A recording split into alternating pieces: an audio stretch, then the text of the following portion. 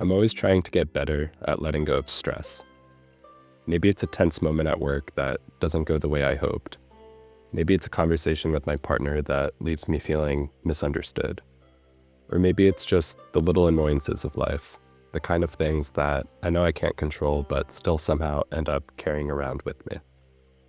Years ago, I came across a parable that completely shifted how I think about stress and what it means to let things go.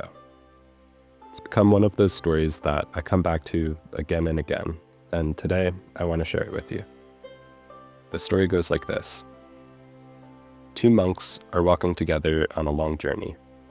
At one point, they come across a river. Standing at the edge is a young woman who needs to cross, but she's afraid of the current. Now, the monks have taken vows that forbid them from touching women, but one of the monks, without hesitation, lifts her up, carries her across the river, and sets her down safely on the other side. She thanks him, and they continue on their way. Hours pass. The two monks are still walking, but the other one is clearly upset. Finally, he bursts out, "How could you do that? We're not supposed to touch women. You broke your vow." The first monk turns to him and says, "Brother, I set her down hours ago. Why are you still carrying her?" I love this story. It cuts right to the heart of what stress often is. Stress isn't just the hard thing that we have to do in the moment. Stress is what we keep carrying long after the moment has passed. Sometimes life puts something hard in front of us. We don't always get to choose whether or not we face it. We just have to deal with it.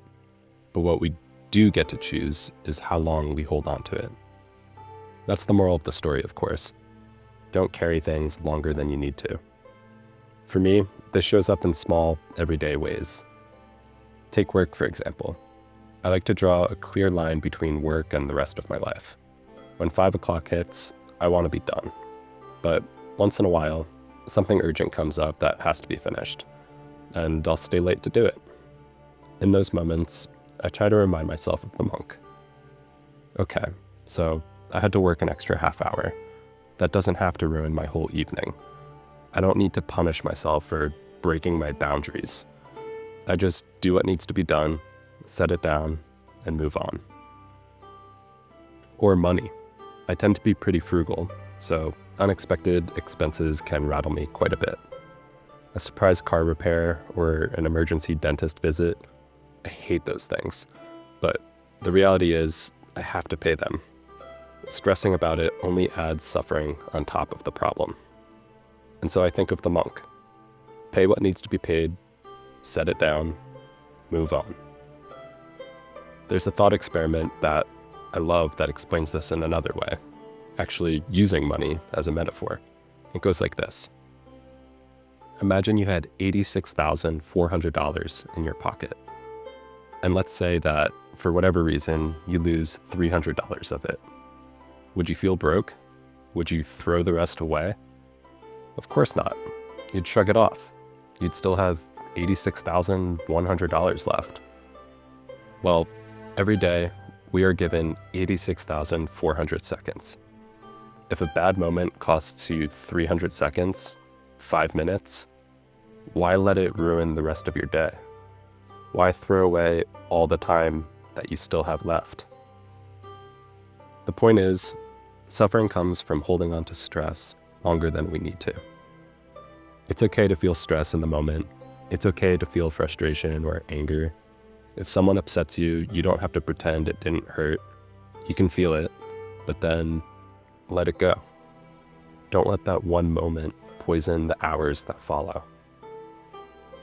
What I love about the monk's story is that the one who actually did the stressful thing, the one who had to make a complicated choice, he was able to move on. He carried the girl, yes, but then he set her down. The other monk, who didn't even lift her, was the one who kept holding on to it. And that's the invitation here. Don't be the second monk. When life hands you stress, deal with it. Carry it if you must, but then put it down.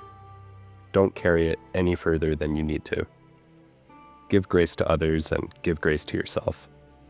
because the real weight we feel isn't usually from the problem itself. It's from how long we hold on to it.